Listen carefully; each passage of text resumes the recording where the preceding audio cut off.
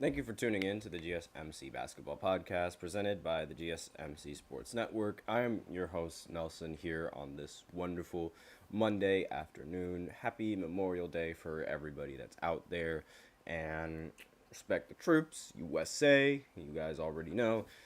So, a lot of things happen in the world of basketball that we're going to cover today, mainly between the obviously like the previous playoff games that went down. And honestly, I'm very, very surprised to say this, but the Celtics, they managed to go up 3-0 in the playoff series against the Pacers. Now, I'm surprised because like I didn't really expect them to not lose a game up until this point, but I'll go a little bit further into that later on in the first segment. Then in the second segment, we're going to talk about Dallas Mavericks also going up 3-0 in the playoff series. This is the second time and the second year in a row that the two teams in the East and in the West in the conference finals, they take a commanding 3-0 lead. The Denver Nuggets did it last year against the Lakers, and the Miami Heat did it last year against the Boston Celtics. And both of those teams ended up winning the series since but I will go ahead and talk a little bit about that later on in the first segment. Then in the third segment, I'm going to talk a little bit about Luka Doncic and Kyrie Irving, about the possibilities of them being the most clutch duo in the NBA right now and the most clutch duo ever, because that's a lot of people are talking about that and discussing that. Now, and then in the fourth segment, we are going to be talking about the Pelicans and their preference in DeJounte Murray as opposed to Trae Young.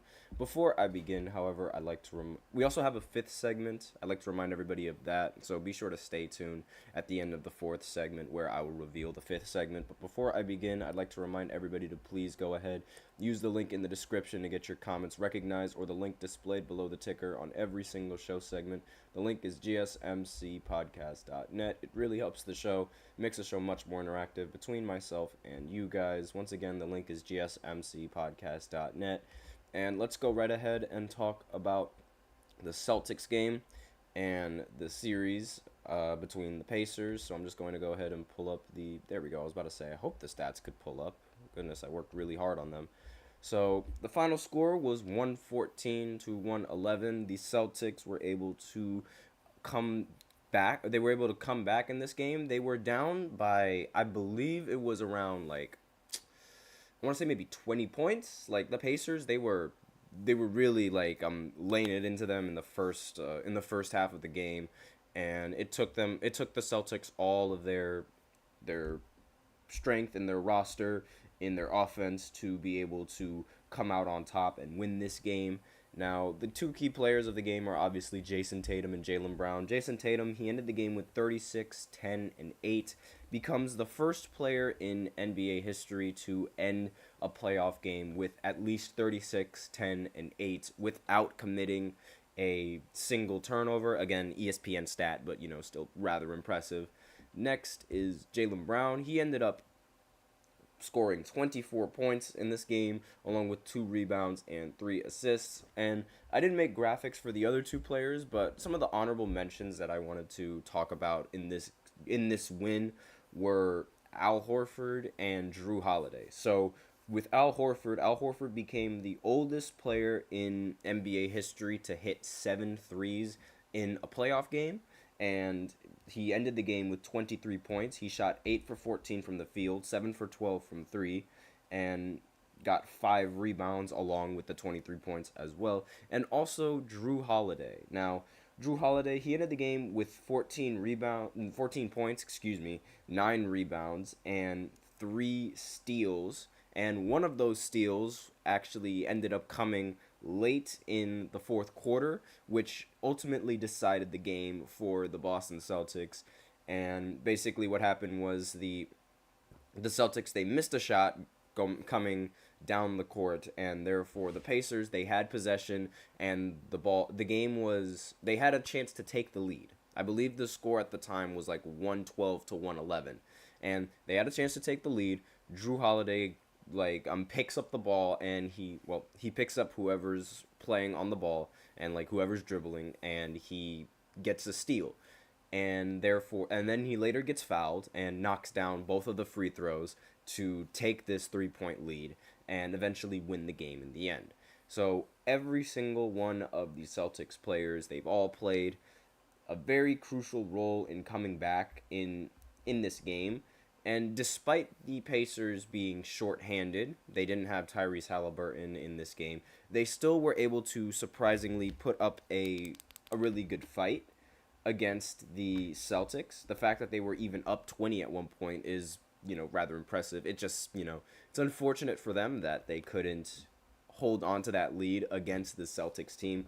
And the Celtics, they ended up taking the lead, like, literally at the end of the fourth quarter, like, damn near right when the game was about to end. And let's see, Andrew Nembhard, he ended the game with 32 points. Miles Turner ended the game with 22 and 10. Pascal Siakam also ended the game with 22 points. And TJ McConnell, he ended the game with 23 points, 9 rebounds, and 6 assists.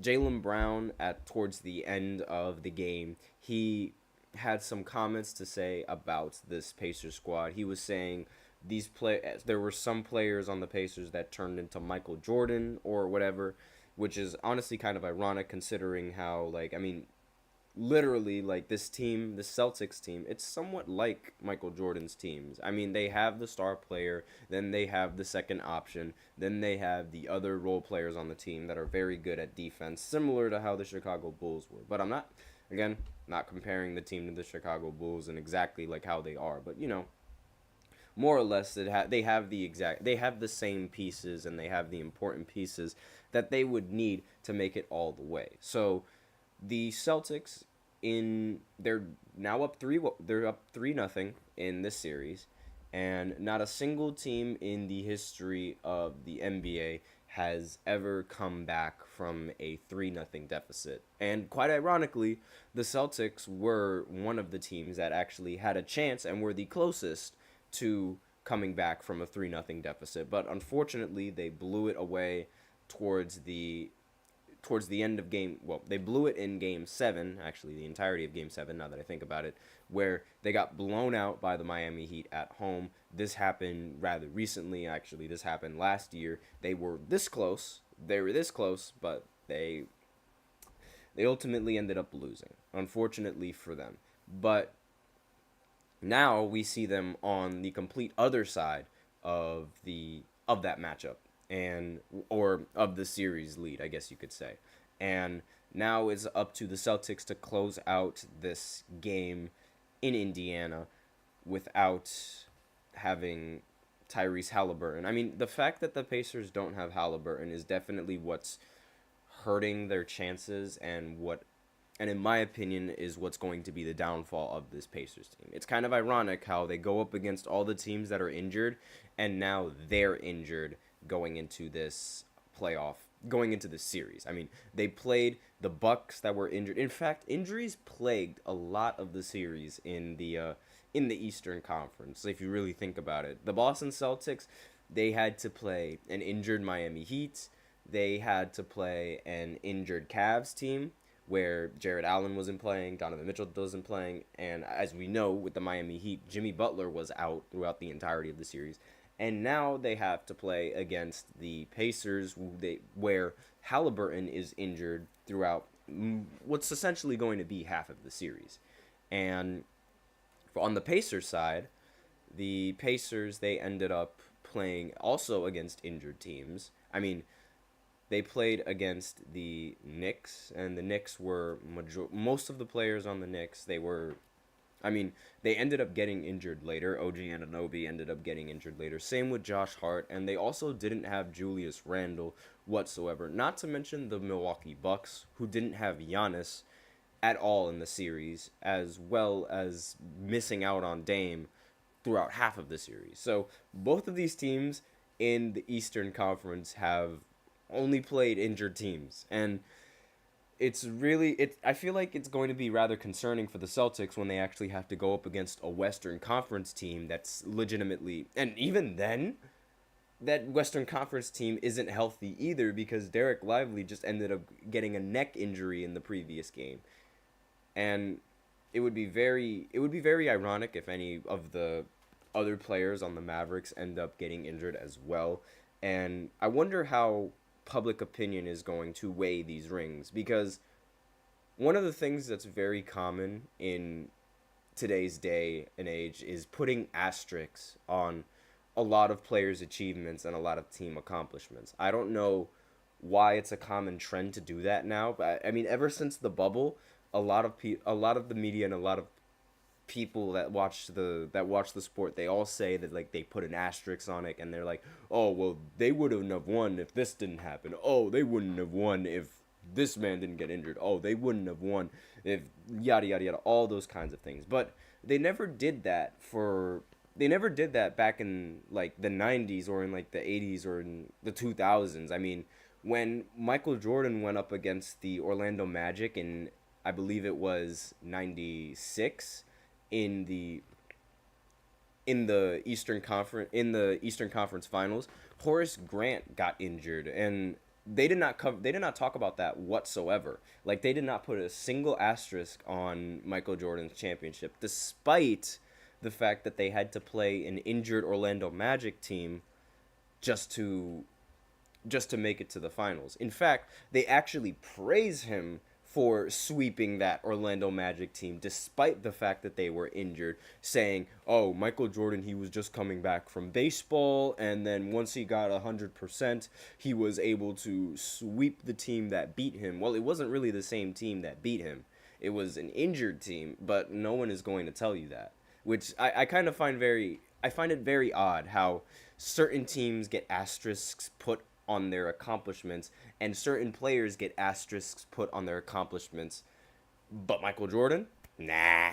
They give that man any kind of leeway he wants. Or depending on the star, they will give the star any kind of leeway that they want. But with that, we are out of time for the first segment. So now I will go ahead and talk about the second segment, which is going to be about the Mavericks game, which happened last night. I was very surprised with the outcome of this game. So I have a lot to talk about because I watched a majority of this game and I watched a majority of the second half. So I will be right back after this short break. I feel like I'm losing my mind. Is everybody in the world blind? Please, Lord, give me a sign, a sign. I feel like I'm losing my mind. Is everybody in the world blind? Please, Lord, give me a sign, a sign. I wanna be the greatest. Everybody on the fake shit. I look around and feel like everybody is the fakest. I make this every day and I'm impatient, hoping one day I blow up from the basement. Statement, the top is so vacant. I don't hear shit that I think is amazing. Waiting for my day when I'm playing sold out shows for 1,000 faces. Hey, give me that crown, get in my way and to be put down. It ain't your place, all this my town. If I want that shit, then I'll get it right now. I'm losing it, the noose it fits, some losing shit, a stupid myth. You choose to live or choose to dip, you choose to fight or lose your grip and lose a gift. I feel like I'm losing my mind. Is everybody in the world blind? Please, Lord, give me a sign, a sign. I feel like I'm losing my mind. Is everybody in the world blind?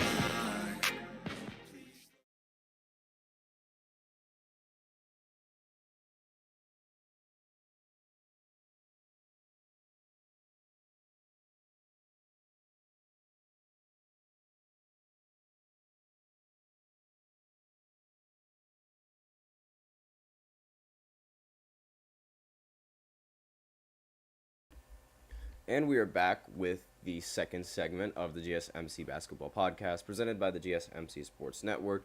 And in this second segment, we are going to be talking about the other playoff series that's going on and is happening in the West, the Mavericks going up against the Timberwolves. Before I begin, I'd like to remind everybody to please go ahead, use the link in the description to get your comments recognized, or the link displayed below the ticker on every single show segment. The link is GSMCPodcast.net. Really helps the show, makes the show much more interactive between myself and you guys. Once again, the link is GSMCPodcast.net. And with that out of the way, we can go right ahead and talk about the playoff series between the Mavericks and the Timberwolves. And honestly how surprised I was with the results of this game.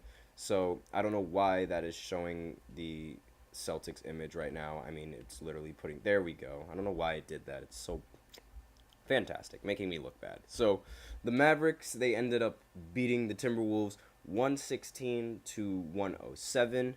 And again, I was very shocked with the outcome of this game, especially considering how Derek Lively later on in the game ended up getting injured. And honestly, like, this series has taken it hasn't really taken much of a turn, or as big of a turn as I thought it would take. I mean, Anthony Edwards, he's been playing very poorly in these playoff series, and it's mainly his shooting percentages that have been very poorly. All the oh, he's MJ's son. Oh, he's similar to Kobe Bryant. All of that hype has sort of died down recently, and it's like it happens it happens almost every single time that someone gets Kobe or MJ comparisons where they end up playing like so bad later on in the playoffs or later on in the rest of the season. Like, it happened to Devin Booker, happened to Jason Tatum, happened to DeMar DeRozan, and now is happening to Anthony Edwards. And those shoes, they're incredibly hard to fill.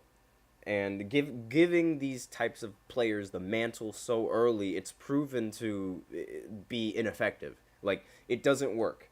I mean, Anthony Edwards shot 11 for 24 from the field for only 26 points. And scoring only 2 more points than you have shot attempts is, I mean, he shot just under 50%, which isn't too bad. But again, he needs to play a lot better and he needs to step up. And so far, he hasn't done that.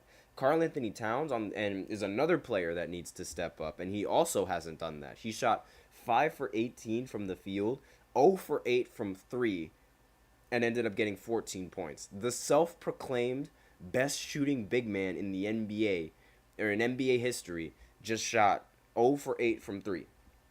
And he had a lot to say after the game as well. He said, "I be putting up 1,500 shots a day. Shot so well all playoffs. It's tough." That's what he had to say about his pitiful shooting. And Charles Barkley and Draymond Green immediately fired back on him, saying, first of all, he's lying. That's Charles Barkley. And then Draymond said, Karl Anthony Towns is capping. Nobody is shooting 1,500 shots a day right now.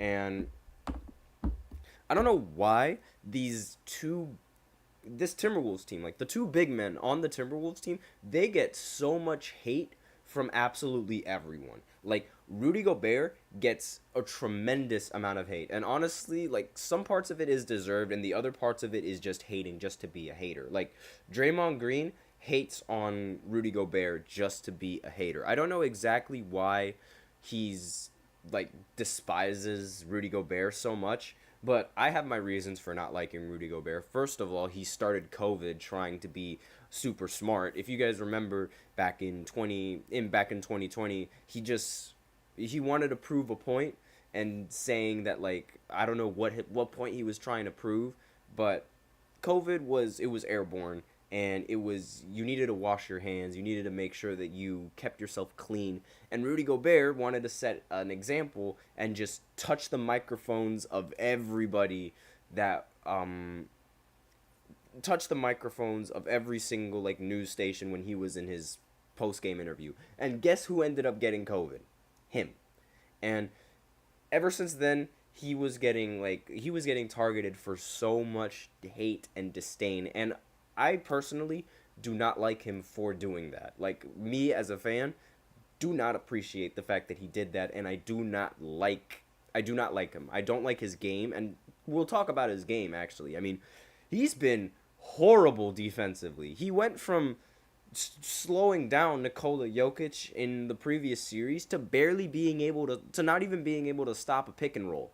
Like, for being a 4-time defensive player of the year, you'd assume that he would be able to, like, get a couple of stops like that. But no one seems to be scared of Rudy Gobert at all. No one, like, and those 4 defensive player of the years, like, again, they are impressive, but it's like he gets them by default just off of team stats and team accomplishments. And I don't like that whatsoever, because now he's getting talks of being compared to, like, Big Ben. And I'm like, are you serious? Like, you're really going to compare this man to Ben Wallace?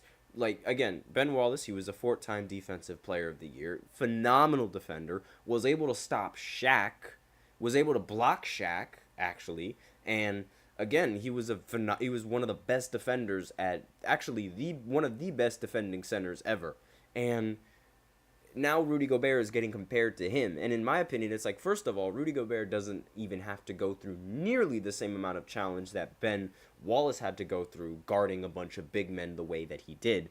Not to mention the fact that Rudy Gobert can't even stop most of the dominant big men in this league. He's able to slow them down, but he's not able to stop them whatsoever. And it's like throughout the entirety of that playoff series, Jokic was putting up a lot of points and a lot of rebounds and a lot of good stats.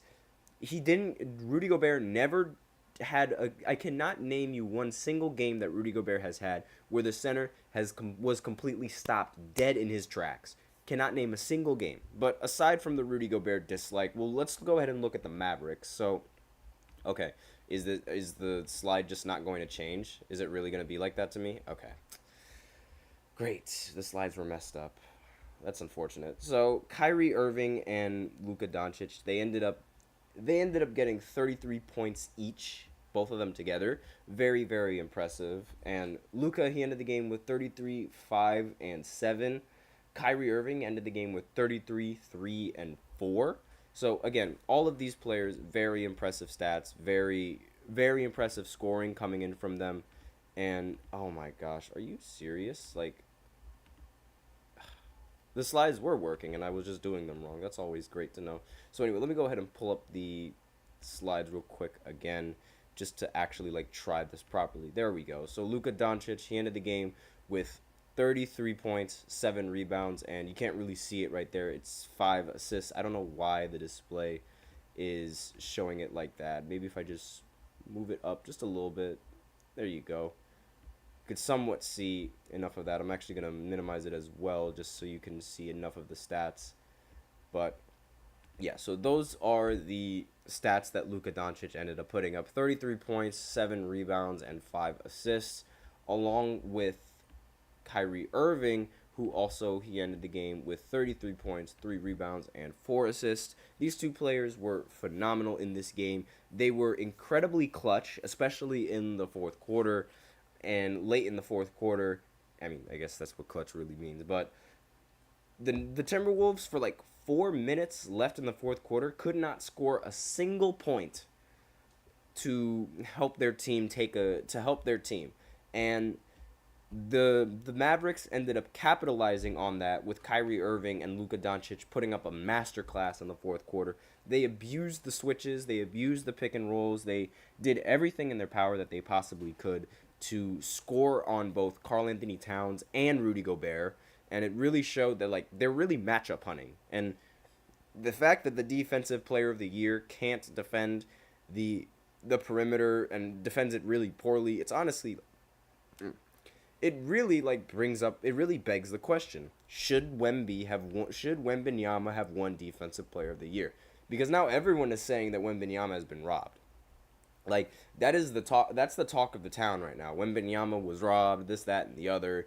And I genuinely don't think that Rudy Gobert deserved this Defensive Player of the Year. Like, I just don't think so. Not over Wemby. But that's all the time that we have over this playoff series and the game that just ended up happening. And, I don't really need to mention it. I already mentioned how Rudy Gobert was just a non-factor on the defense. He was also a non-factor on the offense. But aside from that, we are out of time for the second segment. So now I will go ahead and go into the third segment where I talk a little bit more about Kyrie Irving and Luka Doncic and how phenomenal they've been in the postseason, as well as what Paul Pierce had to say about their clutchness and what he thinks. So I will be right back after this short break. Stay tuned. Looking for your daily fix of sports talk without having to pay for it? GSMC Sports Network is available on YouTube. Just search GSMC Sports Network. Get your fix of daily sports talk shows on YouTube, absolutely free. NFL, college football, NBA, MLB, MMA, UFC, fantasy football, and so much more. GSMC Sports Network has shows running all day long, with new sports shows starting every 2 hours. Just like on your favorite cable sports channel, except GSMC Sports Network is absolutely free. Just search GSMC Sports Network on YouTube to catch one of your new favorite shows, like the GSMC College Football Podcast, Chip Shot Football Podcast, Hoops and Heels Women's Sports Podcast, GSMC Basketball Podcast, and so many more. Check it out for yourself. GSMC Sports Network, now available on YouTube absolutely free. Search GSMC Sports Network on YouTube right now. And we are back with the third segment of the GSMC Basketball Podcast presented by the GSMC Sports Network. And in this third segment, we are going to be talking about Kyrie and Luka yet again, but specifically more on what Paul Pierce had to say about Kyrie and Luka, and just my opinions on it and what I think of what he said, and if I think there's some truth to it. See what I did there? The truth. If there's some fallacy to it, and so a lot of talk around the NBA right now is saying that Kyrie and Luka is the most clutch duo ever. And how do you measure clutchness? Like, that is a very huge question, and that's a very umbrella type of question. I mean, because you can measure clutchness in several different ways, but majority of people, they view clutch as someone who can deliver when your team desperately needs it. Now, when you're talking clutch in the playoffs, it could mean several different things. It could mean clutch in strictly the fourth quarter, the final 5 minutes of the game, or clutch in the sense of your performance in an extremely pivotal playoff game. So, for example, LeBron in 2000 and LeBron when he was on the Miami Heat, 2011, 2012, when he went up against the Boston Celtics, and the Celtics went up 3-2. And LeBron, he gave us that infamous, that stare, that LeBron stare from Miami, that, Jesus, the brightness on the, good Lord. But we all know the infamous LeBron stare where he was, like, looking up and when he was going up against the Boston Celtics, just staring. And I can't really pull up the image right now because I don't have it, but I'm sure all of you know exactly what I'm talking about. But his performance was undeniably clutch, because if he did not perform that way in the game 6, then they most likely would have lost the series. They desperately needed to win that game 6, and his performance was clutch. So there's several different meanings to being clutch, and sometimes it could mean being clutch in the fourth quarter. Sometimes it could mean being clutch in the playoff series and winning when you desperately, and performing when your team desperately needs it. At least that's the way I define clutch. Performing when your team desperately needs it from you. And Luka and Kyrie are now being in the talks of being the most clutch duo in the, ever assembled. And there is some sort of truth to that merit. They've had a lot of clutch moments in this postseason, and but I feel like a lot of it is due to recency bias. And I feel like there are some other duos that need to be considered for being the most clutch duo. You can't just label them the most clutch duo when you have two closers.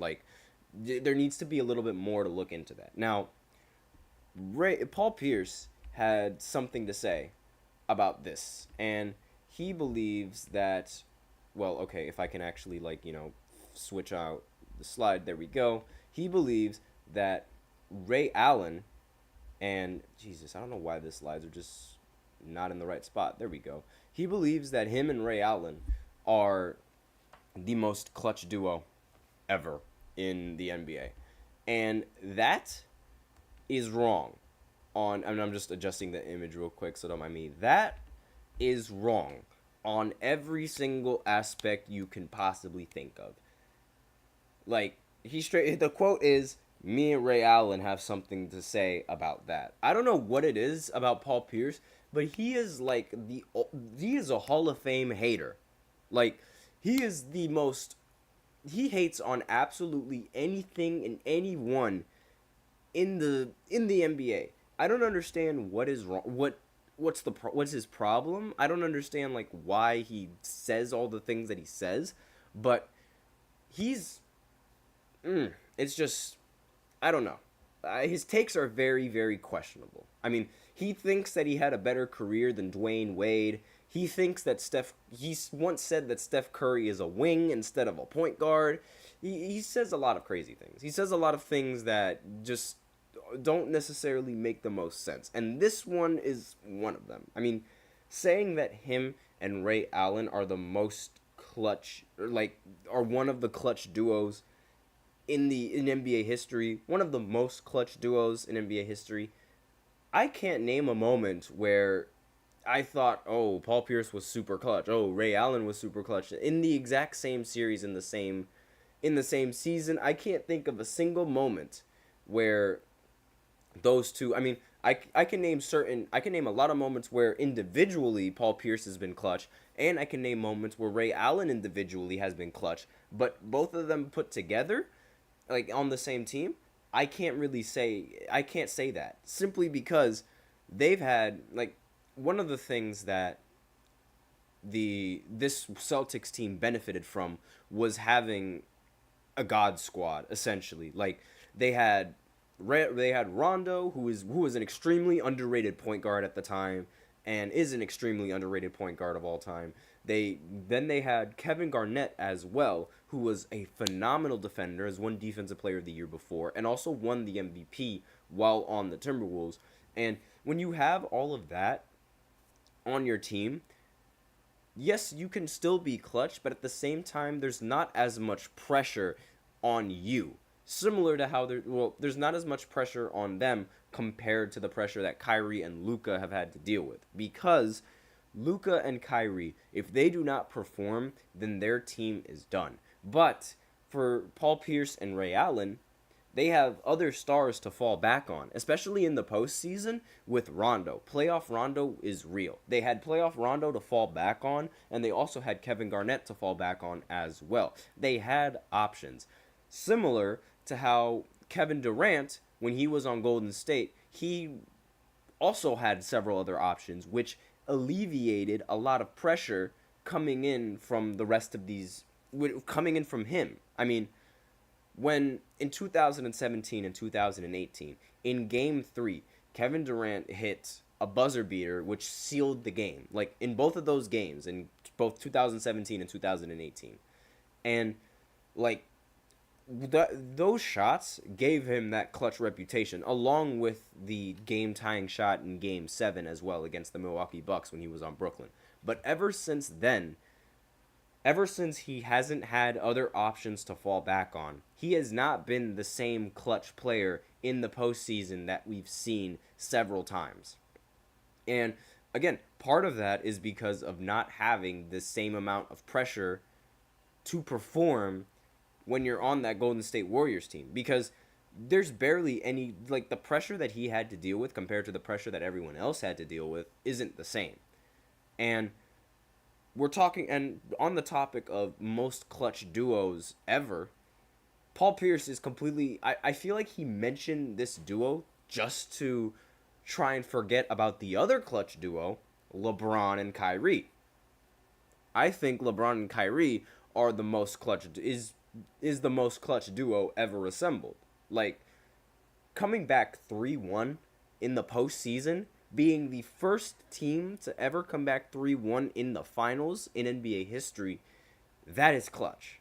There is nothing that defines clutch more than that. And think of the moments in that playoff series. I mean, LeBron, in game 5, LeBron and Kyrie, they ended up dropping 41 points together. Like, the two of them separately dropped 41 points together. Then Draymond came back in game 6, and LeBron still dropped them off. And then they ended up going, oh no. Oh. Well, that's a little bit odd. It's a little bit, okay, so there's some, thank you Crucial PG in the chat for that. I just got the ESPN notification, but there is some breaking news that I would like to bring up just a little bit, so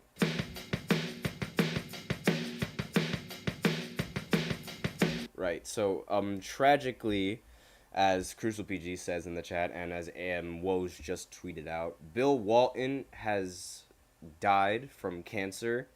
He was 71 years old. So, moment of silence. Rest in peace for Bill Walton. Unfortunate. That's definitely not what I expected to talk about at all today.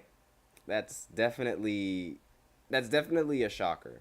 And yeah, it's really stinks. He was a phenomenal basketball player as well. And Crucial PG in the chat says Clipper legend, broken heart emojis. Yeah, all that good stuff. So he died from cancer, 71 years old.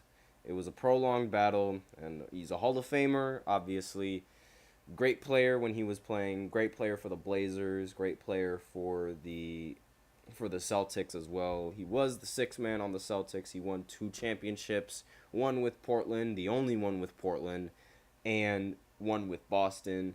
Played phenomenally in both of those series. He averaged 18 points per game in the finals, and not in the finals, in the playoffs. 15 total rebounds in the playoffs when he was playing on Portland. And when he was on Boston, he was obviously, he was a sixth man of the year. I believe he's one of 2 players to win both the sixth man of the year and the MVP in his career. The other player would be James Harden, who won the sixth man before winning the MVP. Bill Walton did it the other way around. So unfortunate for him, and unfortunate for the rest of basketball. With that, we are unfortunately out of time for this third segment. Definitely did not expect that to just, come out of nowhere. But rest in peace, Bill Walton. And with that, we are going to go ahead and go into the fourth segment, where we talk about the Pelicans and their potential interest in DeJounte Murray, what that could mean for the Hawks, what that could mean for the Pelicans, and I will just be right back after this short break.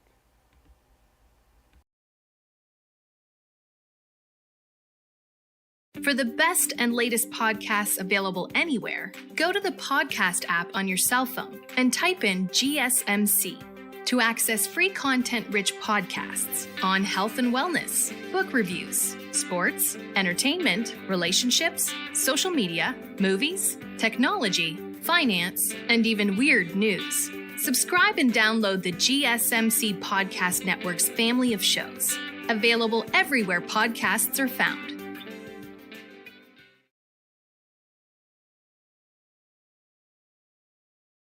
And we are back with the fourth segment of the GSMC Basketball Podcast, presented by the GSMC Sports Network.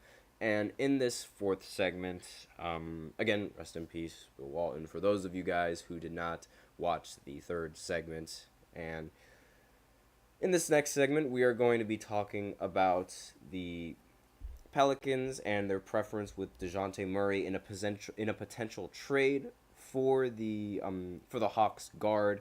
So the Pelicans, they're expected to gauge some sort of trade interest in, I believe, Brandon Ingram. Like they want to see if they can find some sort of value for Brandon Ingram. Now, the Western Conference, it could look to trade Brandon Ingram and try to rebuild their roster around Zion Williamson and his unique skill set. I believe they think that DeJounte Murray, a guard, having a guard to aid Zion Williamson is going to be rather beneficial to them and their offense. And I believe they would rather have DeJounte in the lineup as opposed to Trae Young in the lineup, and at least according to Adam Taylor. This is where the article comes from, and that's the author of that article. In a recent article coming in from New Orleans, NOLA.com, Christian Clark noted that if the Pelicans re-engage with the Atlanta Hawks trade talks and potential trades, they would most likely prefer DeJounte rather than Trae Young. So this is the quote. If the Pelicans re-engage the Hawks, they could look to pry away Murray or Young, Clark reported. Even though Young is the more talented player, the Pelicans seem to hold more interest in Murray, league sources said. The 6'5 Murray is not as much of a defensive liability as the 6'1 Young can be. And he's also on a cheaper contract. Murray will make $25.5 million next season. Meanwhile, Trae Young is going to be making $43 million in the next season. So Atlanta is also expected to trade at least one of its guards at the end of this summer. They just still have no idea exactly which guard they're going to trade, or if it's even going to be both, honestly. But the Murray and Young experience, it hasn't worked out as well as they thought it would. And it's clear that both of them are not the best at, running the offense simultaneously and operating as primary ball handlers. They're nothing like Luka and Kyrie's chemistry, where it's one of them has the ball in isolation and the other one just stands there. It hasn't worked as well for them, for the Hawks, as it's worked for the Dallas Mavericks. And having Murray in the lineup, it would make the most sense for the Pelicans due to the potential fit that he could have with CJ McCollum. CJ McCollum is not a very good defender as a shooting guard. This was one of, again, I've mentioned this before several times when I mentioned either CJ or Damian Lillard. The fact that those two guards had no defense was one of the many overlooked reasons why Portland was unable to do anything in the playoffs outside of 2019. And it was their lack of defense. Now, CJ's defense has not improved whatsoever. He's getting older. His defense isn't going to get better. And he isn't known for his defense whatsoever. He's more known for his offense. Strictly offense. Now, DeJounte is, on top of the fact that he's a much taller guard than Trae Young, it really, it puts him at a much greater advantage on the defensive side of the ball. So he would provide additional size along with having the playmaking and the scoring at the guard position. So he's also one of the most his defense on the perimeter is phenomenal. So he played 78 games for the Hawks this season. He averaged 22 points, 5 rebounds, 6 assists, shot 45% from the field, and 36% from 3. And the scoring production, if you pair that up with the rest of the Pelicans lineup, it could be a really, really good fit for him. And if you, it would definitely be a much different change of pace because when you think of the lineup that the Pelicans have right now with Brandon Ingram, CJ McCollum, and Zion, they're phenomenal scorers in their own right. But Brandon Ingram doesn't really have the same defense as DeJounte would have, at least given their positions. Ingram's not really known for being that much of a defender when he was on any of the teams that he's been on. When he's on the Pelicans, when he was on the Lakers, he has not been known as a defender. His main gimmick is scoring. And that doesn't really help your team when the other guard's gimmick is also scoring. It doesn't necessarily work. And it doesn't really mesh that well, or as well as it could. Now, you add DeJounte Murray, not only are you getting the same scoring production, but you're also getting a lot more defensive production coming in from him at the guard, as well as being a much better playmaker and allowing CJ to go back into that role of being just a primary scorer instead of being a playmaker. Because that was sort of the role that he had to take on being on the Pelicans. And when he was on Portland with Damian Lillard, Dame was more or less the ball carrier and the point guard and the decision maker on the team, where CJ was just the second option and the second scorer. Now he can sort of go back into being that second scoring option for the team. And I say second scoring because Zion is obviously going to be the first scoring option for the team. But now CJ doesn't necessarily have to worry about playmaking. Now he just has to worry about getting a bucket, which is something that he's good at. Now, of course, the Pelicans could also opt to not pursue a deal with the Hawks, but they're looking to improve their current guard rotation. So if they're not going to try to engage in a deal with the Hawks, I don't know exactly what other team has a good enough guard for their rotation. I feel like DeJounte, like, I mean, that's definitely like the best option on the trade block for now. And it's like Murray, he would be the ideal target.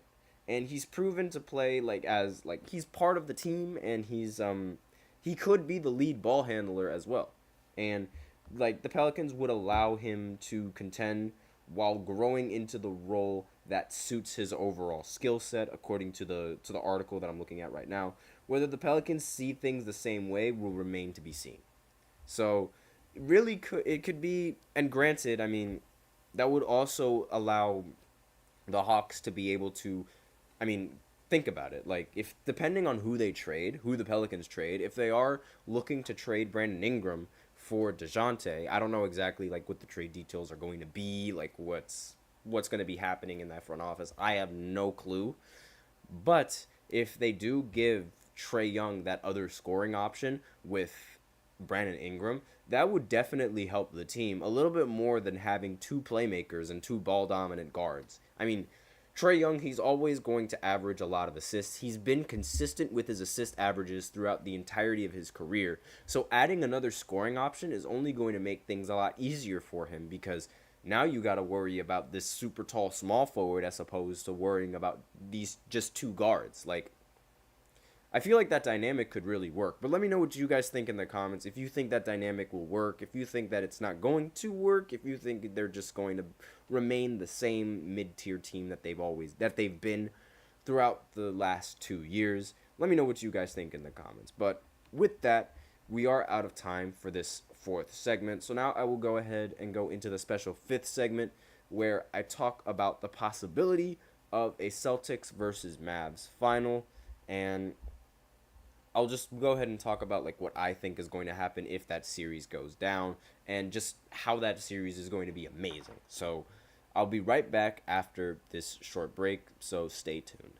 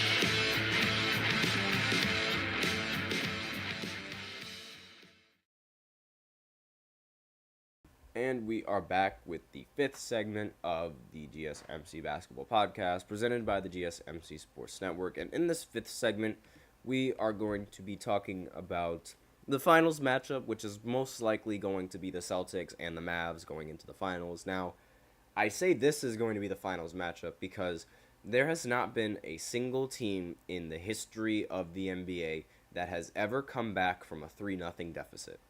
That has never happened throughout any playoff series in the entire history of basketball. Never. So with that in mind, I am like, fate is going to be against these two teams. Fate is going to be against the Pacers, and it's also going to be against the Timberwolves. These two teams are basically done, as history has shown. Now, if I'm wrong later on, then you can just chalk that up to the list of Nelson's terrible takes, because I've had a lot of them in this postseason. So you can just add that onto the list. And honestly, it would make the series a lot more entertaining than what it has been so far. Granted, the Celtics series, it's been a lot more entertaining than a lot of people give it credit for. Like, there's a running joke going on around like the media where they're all saying like, who's watching the Celtics and Pacers series? It's really boring, yada yada yada. But in reality, it's a very competitive series. The games have all been really close, and they've all been decided by one play or another.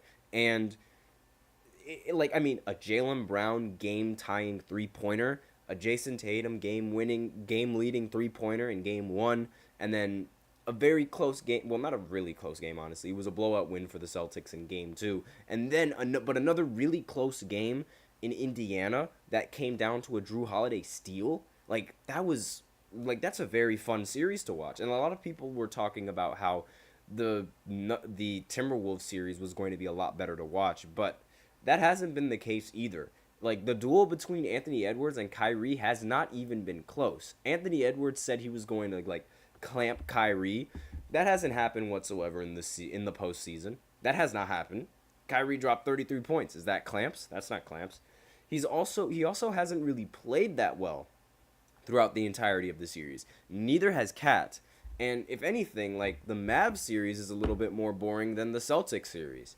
But aside from that, I mean, not to mention Rudy Gobert playing like the worst center in the NBA. I kid you not. The fact that his pick and roll defense is this bad is astonishing to me, because it's like, how do you go from like somewhat slowing down Jokic to not being able to stop a pick and roll? It doesn't make sense. So, as history has shown, it seems like the team that is up 3-0 is going to be the team that ends up going to win the series later in the end. Now, this would mean that the Celtics and the Dallas Mavericks are going to match up against each other in the finals. And this final series, I believe it can feed families for generations. This final series would be one of the craziest series ever, simply because of Kyrie's connection with the Boston Celtics. Now, a little bit of history with Kyrie and the Celtics. So Kyrie, when he was really, really young and incredibly naive and incredibly crazy, just jokes, by the way. Kyrie was on the Cavs with LeBron, and someone's calling me. I don't know why. He was on the Cavs with LeBron in 2017. They ended up losing to the Golden State Warriors. After that year, Kyrie Irving requests a trade from the Cavs, and that shocked absolutely everyone. I couldn't believe that Kyrie would want to request a trade to leave LeBron after they made the finals. And like I figured like, you know, you'd want to run it back, because, like, you know, you're just going to the finals every single year. Like, run it back until you win. But he ended up deciding to break that cycle, and the team that traded for him surprised me even more, with the Boston Celtics. The Celtics, they came off of they lost to the Cavs in the playoffs, and because they didn't have Isaiah Thomas, the king of the fourth quarter at the time. But they decided to trade Isaiah Thomas for Kyrie Irving. Now, Isaiah Thomas came off of the season averaging 28 points. He was dropping 30 points in the postseason, 30-plus points in the postseason, and they decided to trade him. And I genuinely I was shocked at that trade. I did not expect the Celtics to really give up on Isaiah Thomas that easily for Kyrie. And his time on the Celtics was disappointing and full of criticism from everyone. So, for starters, Kyrie was injured throughout most of the postseason, but the Celtics team was doing really good without him. Then when he was playing in the postseason, the second time around, the second year where he wasn't injured, they actually did worse in the postseason and only made it to the second round as opposed to making it to the Eastern Conference Finals. And that sort of disrupted Kyrie's entire mojo, because he wanted to go to the Celtics and he wanted to be that guy on the Celtics. But it seemed like the team was playing better and doing better without him. And so once he realized that, and like, he decided to request a trade and eventually decided to go to the Brooklyn Nets. This soured a lot of people's opinions, like a lot of Boston fans' opinions on Kyrie Irving, because they felt wronged by him. And I don't blame him. I don't blame any of those fans because Kyrie said literally before the off season that he decides to sign with Brooklyn, I plan on re-signing with the Boston Celtics. He chooses not to re-sign and ends up going to Brooklyn, and then the Celtics fans, they all just despise him later on, and which makes total sense.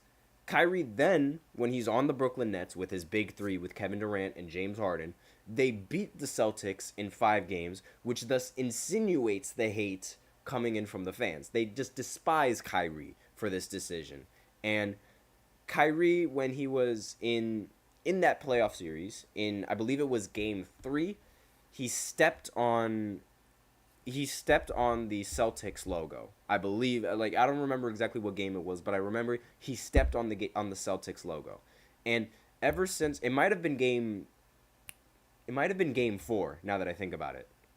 And ever since he stepped on that logo, bad luck has come from him.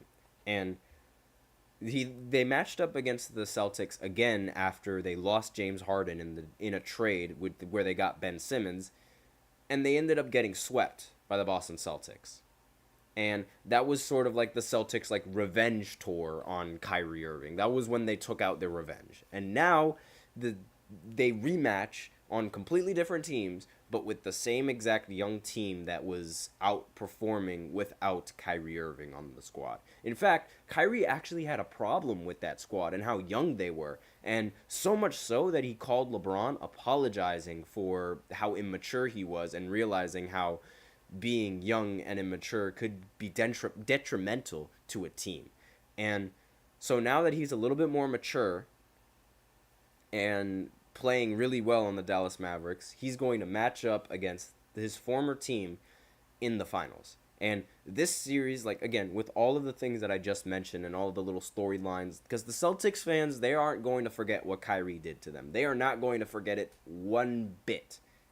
And that series, it's going to feed families. Like, I guarantee you, all the Celtics fans, like, they're all going to be yelling at Kyrie. Every second that he gets the ball, they're just going to boo him.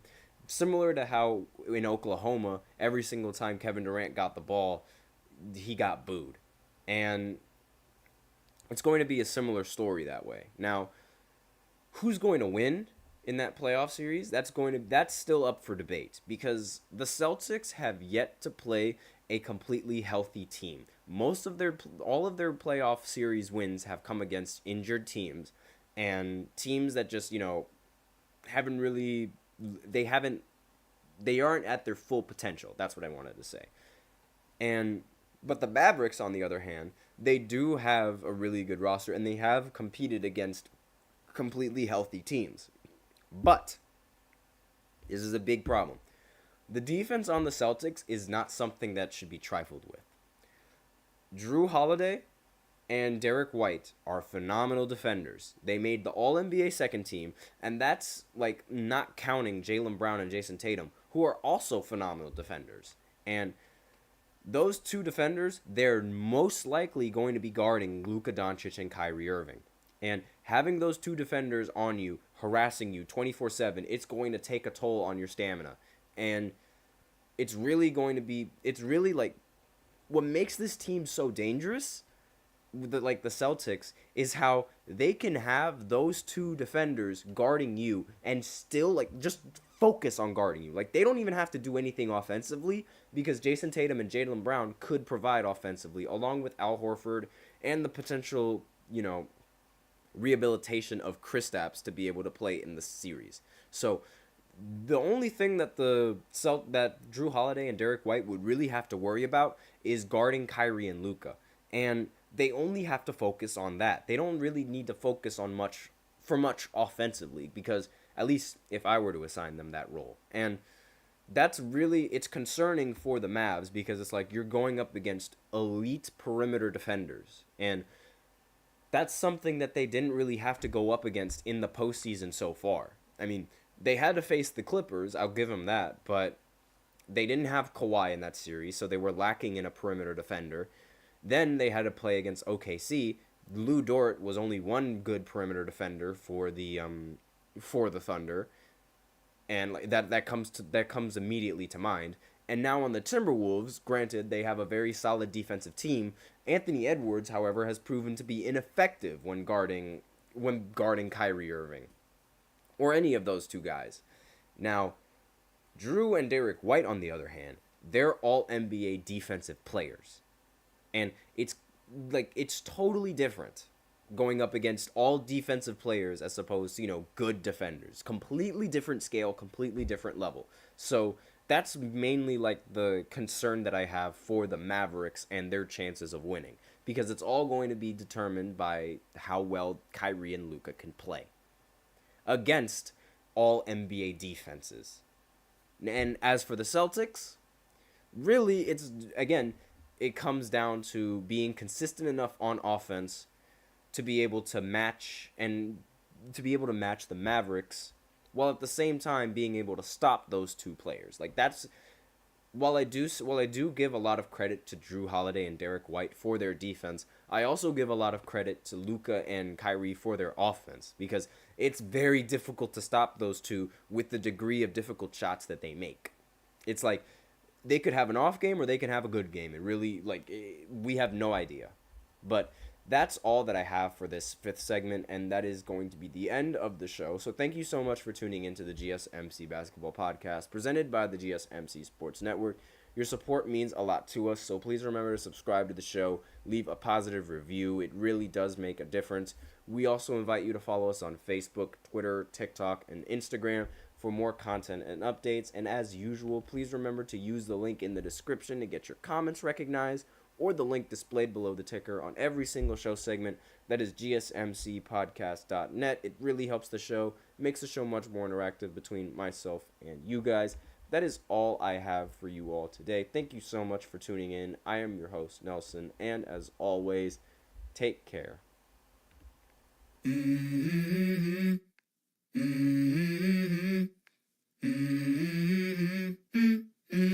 Let's go. I wake up to a little bit of drool on my pillow, feel like it's gonna be a bad day. Yeah, I'm tired of shit, and the coffee ain't hit yet, damn ain't that